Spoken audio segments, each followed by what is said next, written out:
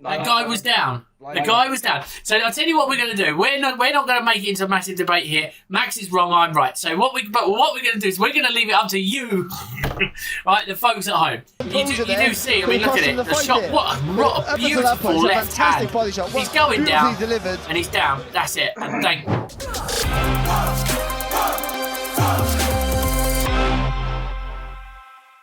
Hi guys, we want you to share our content. Simply like, subscribe or follow our channels on all social media outlets. The more people you tag, the more posts you make, the more chance you've got of winning. We're giving away 5 $50 prizes. Get boxing. Hi guys and welcome back to another episode of Got Chin. This week it's a bit different, but I'm with my old pal Max. How you doing, bud? Yeah, I'm all good. I'm glad to be home. Absolutely. Well, let me tell you about the week we've had. We've been to Matchroom, we've been to Queensbury. Massive respect to both firms for having us there. It was a great time.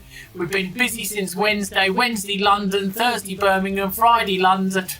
Saturday, Birmingham. That was literally our travel plans. So if you ever wanted parcels delivered between London and Birmingham, we're your men. Yeah. Anyway, so... you know, we're going to do our episode of Got Chin. We're going to take a look at all the fights over the weekend, and we're going to give our reactions to them. So, without any further ado, pal, let's get cracking with the fights. So, Raven Chapman, Lila dos Santos. Good fight, this. She had a very good win. Is there a cut in there? There is. Yeah, there's a cut. Oh, there she goes. Oh, it was a nice hand. Oh, we were there. I actually missed it because I was too busy chatting. Oh, look where we are. So yeah, it was a good shot. It was a good shot. Put it down. What? But I wasn't sure, you see, I thought, sitting there looking at it thinking, that looks to me similar to be a headbutt. It really did. If you look properly, she gives it the old crack and all that, it's right on the bottom. Well, she went down, didn't she? But she did fight her way back, God bless her. Yeah, and it was a great fight. Lions, these two. Absolutely. Absolutely. But it was a good scrap and well worth our admission cost. All right, it didn't cost us anything.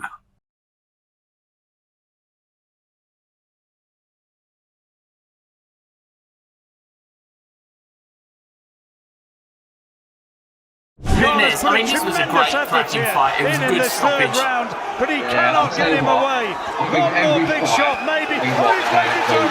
It's all over. It was amazing. They had a great show, every fighter. And of course, you know, there is pictures of us there for those who don't believe we were there. It was great. Look at all these punches right in.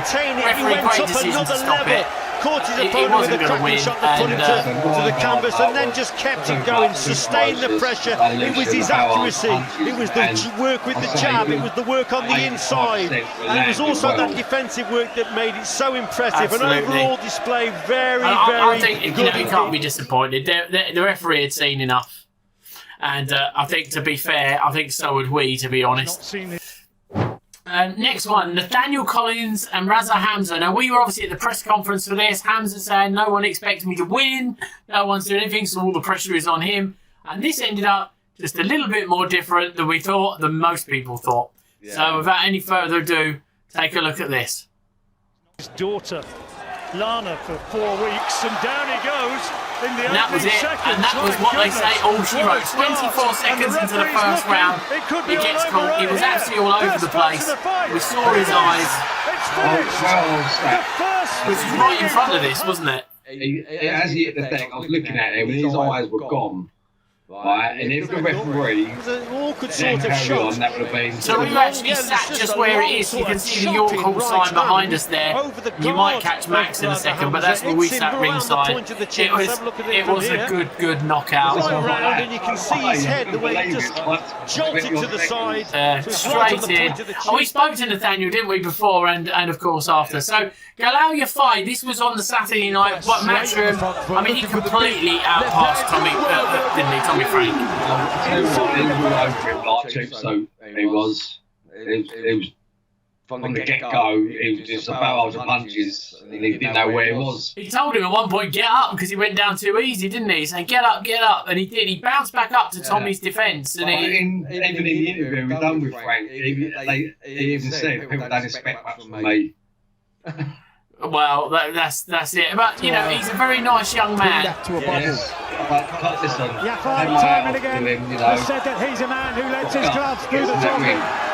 And he did. And I think that, you know, in the end, I mean, it was just all one-sided. Galao Yafai, Olympic gold medalist. It was just, you know, you've got to save these boxers from themselves in the end.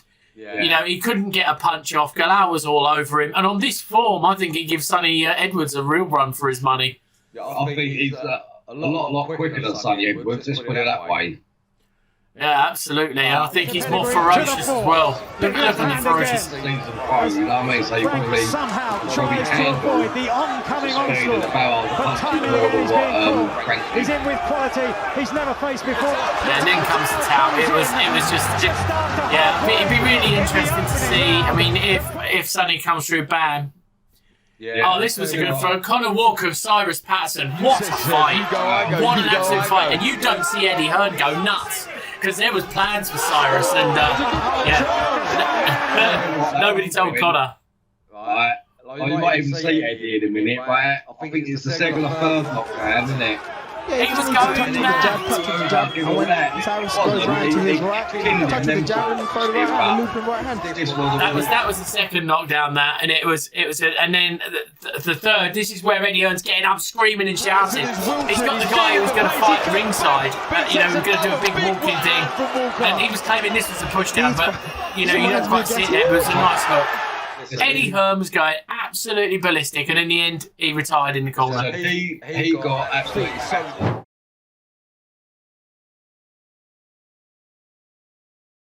Jordan Fleet, Kane Baker, this was another cracking fight, wasn't it? Yes. And there was to see Baker go down there, catch him with a beautiful sweet hand. This went all 12 rounds, and all 12 rounds of an exciting fight. Yes. And let's talk about, can Eddie put it on again? But this would be 3, you know. I think it's probably too early. I don't know if it'll come back, but he did catch him going in. But it was a great 12-round fight. Well done, boys. Yeah. Ibrahim Suleiman and Michael Gonzi. Working the body well. This was interesting. This was before the bell. A nice check. Right, the ref jumped in and stopped it. It was just under some sort of barrage of punches there. It was a great fight, to be fair. Exactly. And it was just past was levels apart. He takes a shot there. You just see that? Just a little check himself. That was in real time. That's a worrying sign. The referee saw that and thought. Well, he was complaining, wasn't he, as well, about why have he stopped it, But now this is controversial, and I want to stop it after this because we want to have a discussion about this. So Aaron Bowen here is dealing with his opponent. He hits him as he's down. That is a disqualification in my book. When he was down. It doesn't matter. It doesn't matter. It doesn't matter. Let me tell you why it doesn't matter. You can kill somebody at that point. Okay, he's completely undefended. He's gone down, holding his ribs, and then thankfully he only swifted him. But he, in my opinion, and only my opinion, should be suspended for that. Or should have been disqualified for that. The reason is the guy was undefended. He was on the floor. It was it. You knew that. It wasn't likely to get up. It wasn't on his knees. He was just crouched down. He's down. You can sugarcoat bullshit if you like, Maxie, but it ain't working. Hands run on the deck. He was just crouching down and say just took one, you know. And what would you be saying to his parents if he took one and died as a result of it because he was completely undefended? This is why they have the rules. I like Eddie Hearn. The only place you can kill someone. Yeah, but it don't make it right though. That guy was down. The guy was down. So I'll tell you what we're going to do. We're not going to make it into a massive debate here. Max is wrong. I'm right. So what we're going to do is we're going to leave it up to you, right, the folks at home. Was it a disqualification in your eyes, or was it not? What do you think? You tell us. But I think it should have been DQ'd for it because this is a sport at the end of the day, and this doesn't send out the best message. The guy was down. He took a liver quiver. He wasn't getting up, and thank God, it only brushed past him because he could have done an awful lot of damage. And we've seen one too many people hurt. So, yeah. What do you think, guys? You let us know at home. Let's carry on and see where we end up. Lost composure you do see. I mean, look at it. The shot. What a beautiful left hand. He's going down, and he's down. That's it. And thank God that doesn't connect. All right, we'll go back into it. So, Max, give me your opinion on this Bowen thing, honestly. Well, I think, only my opinion, because I don't know nothing. Right? You don't know shit about boxing. As you watch in slow motion, he just finished crouching down and he took the hit. Like, I might be a glancing blow, yeah, just literally crouched down and he took that hit. For me, I don't think there's anything wrong with it. You know, when you watch it in fast play, it looks like he's been down ages, but he isn't. He's literally just finished getting into crouching position and he took the glancing blow. For me, I don't think that was illegal. Right. Okay. My opinion. It's Eddie Hearn came out. He came round to our side, didn't he? And he was looking at it on the monitors, having a look. He did say it was debatable. Yeah, he did say it was debatable. The thing is it's a dangerous. My opinion is this: having been in the position of him being in the ring, it's a dangerous enough sport as it is, as it is, and when you sit there and look at it, it's one of those tough ones, isn't it? Where you sit there and look at it on the Floyd Mayweather look when the guy accidentally catches him with a low blow. He puts his hands up to say, I'm really sorry, and then Floyd Mayweather punches his lights out with no, I know it says defend yourself at all times, but then there's no sportsmanly conduct, and this ranks in there for me. I having spoken to the young man, Jared Bowen, he's a really nice kid, but obviously in the heat of the moment, I'm just thankful that he never made that connection, because that could have been totally, different story. But anyway. But you've got to think, Coleman never said anything about it. Well, they would have been the first one to come out going, what are we doing? That's fucking illegal. Well, these are the problems you've got to face, isn't it? Does money talk, and did they want to sort of get into it? But I guess where the Lord giveth and taketh away.